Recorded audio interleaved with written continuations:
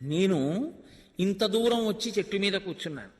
100 యోజనముల సముద్రాన్ని గడచి లంకాపట్టణంలో ప్రవేశించాలి అంటే అది సాధ్యం కాదు అని దక్షిణ దిక్కుకొచ్చినటువంటి కొన్ని వేల వానరములు దాటలేక ఉత్తర తీరంలో ఉండిపోయాయి.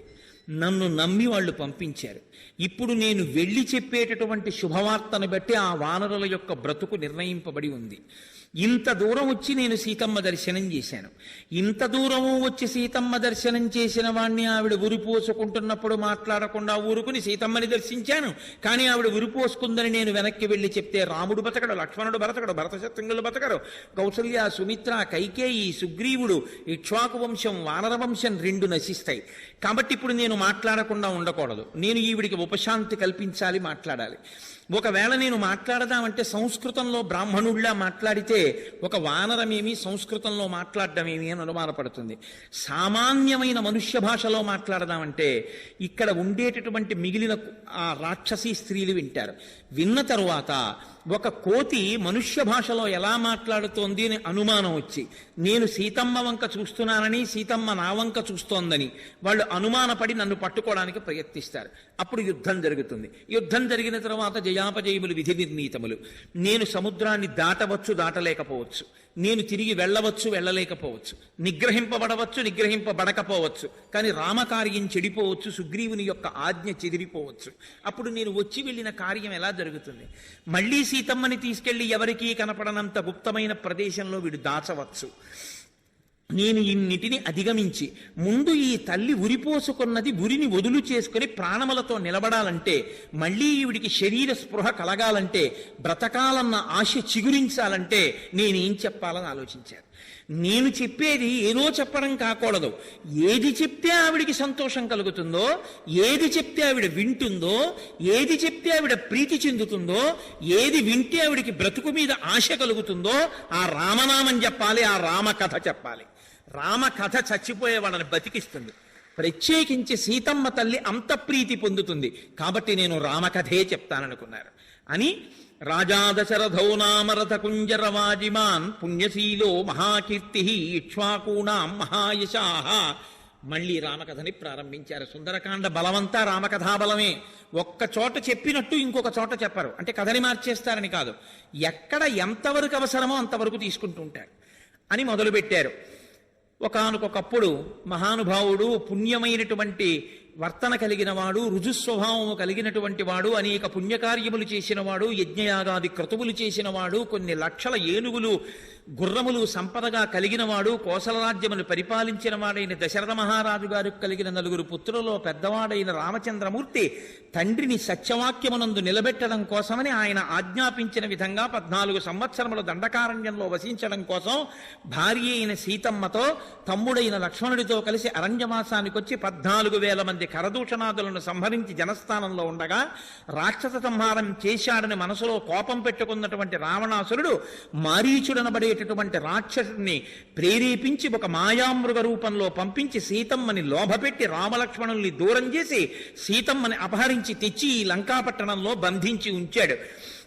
ఆ తల్లిని అన్వేషించడానికి సుగ్రీవుడు అన్ని దిక్కులకి వానరులను పంపగా దక్షిణ దిక్కునకి అంగదుని నాయకత్వంలో వచ్చిన కొన్ని వేల వానరులు సముద్రాన్ని దాటలేక ఉత్తర దిక్కున ఉండిపోతే నేను 100 యోజనముల సముద్రమును గడచి ఈవలి ఒడ్డుకు వచ్చి దక్షిణ దిక్కున ఈ లంకాపట్టణంలో శింశుపావృక్షం మీద కూర్చుని ఈ చెట్టు కింద కూర్చున్న సీతమ్మ ఎటువంటి అలంకారంతో, ఎటువంటి కాంతితో, ఎటువంటి నగలతో, ఎటువంటి ప్రభావంతో ఉంటుందని రామచంద్రమూర్తి చేత నాకు చెప్పబడిందో, యథారూపాం యథావర్ణాం యథాలక్ష్మీంచ నిశ్చితాం అశ్రౌషం రాఘవస్యాహం సేయమాసాదితామయా, అటువంటి సీతమ్మ నా చేత చూడబడినది అని ఆగిపోయారు.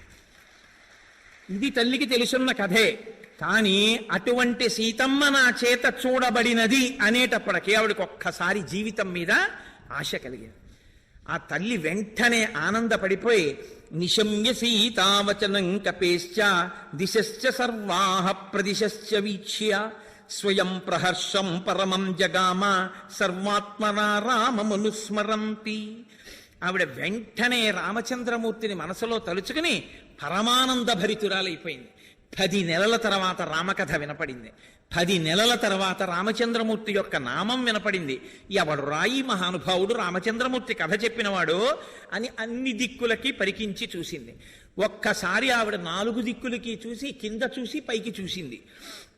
సాతిర్యగూర్త్యంచ తథాప్యధస్తాత్ నిరీక్షమాణా తమచింత్య బుద్ధిం దదర్శ పింగాధిపతే రమాత్యం వాతాత్మజం సూర్యమివోదయస్తం.